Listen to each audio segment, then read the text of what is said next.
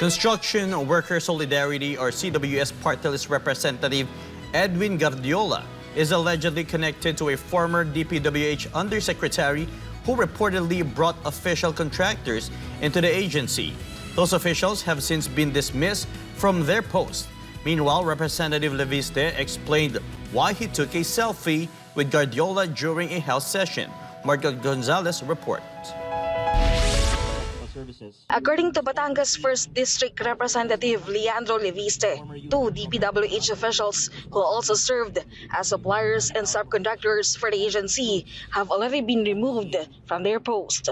The officials, an assistant secretary and a director, were reportedly brought into the agency by former DPWH Undersecretary Ari Perez, who resigned last October 17. It will be recalled that Perez stepped down after Leviste revealed that the newly appointed Undersecretary had links to contractors within the agency. Leviste also expressed his gratitude to DPWH Secretary Vince Dizon for his swift action against the officials.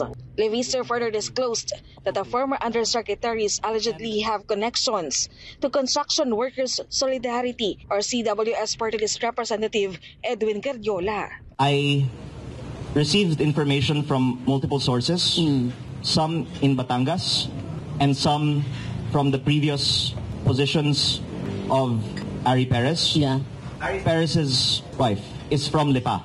Okay. So, in Batangas, many people confirm that Ari is close to Guardiola. In fact, have said that after Ari was appointed to the DPWH, kung gusto mong makakuha ng budget para sa project sa DPWH, pwede kang dumaan kay Congressman Guardiola dahil malakas siya kay Congressman at kay Ari Perez.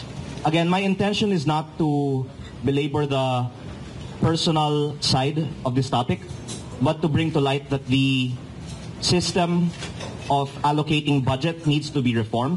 According to a press statement, companies allegedly linked to the congressman have collected around 100 billion pesos worth of projects from the DPWH. Leviste also claimed that Congressman Guardiola offered him a deal so he would refrain from interfering in the bidding of infrastructure projects. When he refused, the budget for his district was supposedly affected in retaliation. In fact, nagbigay siya sa akin ng listahan ng mga proyekto na isinumite niya sa DPWH, and on the same day, sinabi din ng district engineer ng aking distrito sa aking staff na nakakuha sila ng listahan mula kay Congressman Guardiola at ito po ay for funding ng DPWH.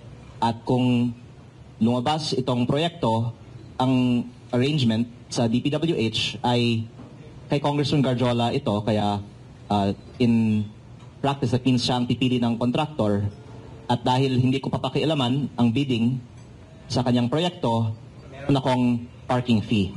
Pero tutol po tayo dito. Pero ang lumabas ay dahil tutol ako sa practice na ito, hindi binibigyan ng extra budget ang aking distrito. Kaya pasensya na lang po. Meanwhile, Leviste explained why he took a selfie with Guardiola during the House plenary session. It will be recalled that Guardiola criticized the selfie, calling it a publicity stunt. Leviste said it was the first time he had seen Guardiola in session since 3 months ago, and he simply wanted a photo. It was not planned. He added that he rarely attends sessions, which is why the encounter was unexpected. Congressmen were asked to attend session to vote on the suspension of Congressman Barzaga. Okay. That's why there was a high attendance on session on Monday. And for whatever reason, it was the first time that I saw Congressman Guardiola in the plenary session for 3 months. And when I entered the hallway, he was right there. So it was the first time that I saw him plenary session in 3 months. My instinct was to capture the moment. Leviste further clarified that he also approached Guardiola to get his response to allegations regarding kickbacks from infrastructure projects. Despite the issues involving Guardiola, Leviste said he has no plans to file a complaint with the Ethics Committee and believes it would be better to bring the matter to the Office of the Ombudsman. I think the proper forum is the Ombudsman kasi hindi ka naman makulong sa ethics case, di ba? Oo, wala. Oh, At the most, expulsion. hindi ma-freeze yung assets mo sa ethics case, di ba?